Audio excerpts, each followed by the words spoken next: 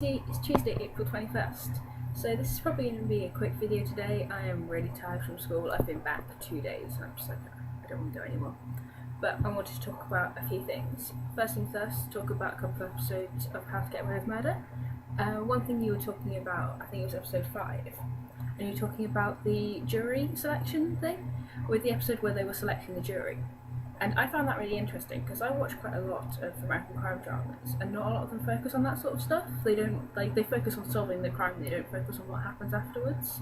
And I found it really interesting because I didn't know much about how the jury was selected, and this episode explained it quite well. So that was quite interesting. And I also found that episode fairly interesting because it had the stuff about jury nullification, which I was excited about because I already knew stuff about that from CGP Gray's video on it. So watching it, I was like, oh yes, I actually know what they're talking about here. So that was quite fun. And it's really annoying because I found, watching How to Get Away with Murder, that I don't like any of the characters. Like, I desperately want to like them, but I don't like any of them. And I think especially with Sam, because he's a psychology professor and I'm into psychology and I'm going to university next year, I really wanted to like him when I first met him and I thought he was quite likeable. But as the shows started to progress, I was like, no, I really don't like this guy. And it's really annoying because he was a psychology professor and I wanted to like him, but I don't. So, about you going to South Korea, oh my god, that is such exciting news. I hope you're really excited about it, and oh my god, I can't think of doing something like that. It just must be such an amazing opportunity for you. So kind of what sort of things are you looking forward to going to South Korea? What stuff are you nervous about? And I just hope that you have a really, really good time there, because I just think the opportunity to experience a different culture in that sort of way. I think, I don't know if you listen to the Hello Internet podcast. It's by CGP Gray and Brady Harron. They're two educational YouTubers, and I've been listening to it since they first started doing it just over a year ago, because CGP Gray used to be a physics teacher in London, and they talk about the educational system.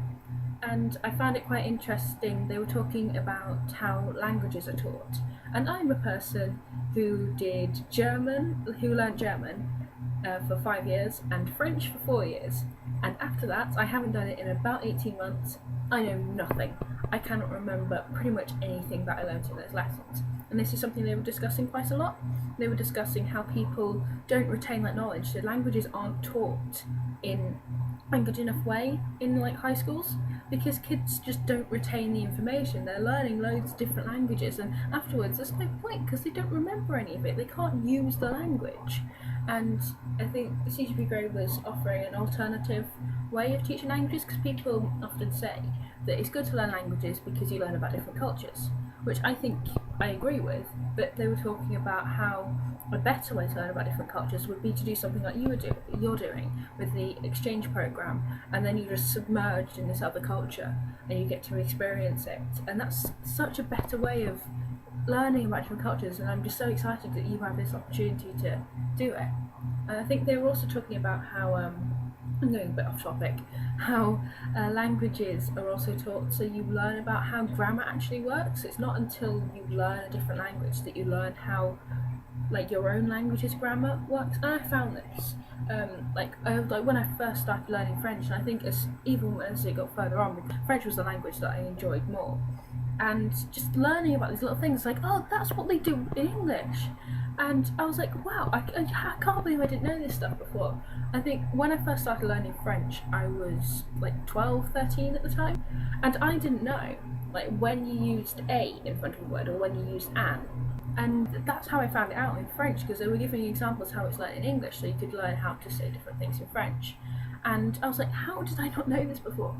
And I remember talking to my French teacher, and she couldn't understand how different grammar techniques aren't taught in English, because we would not know what she was talking about or something. She would have to explain how it's used in English to then show you how it's learned in French.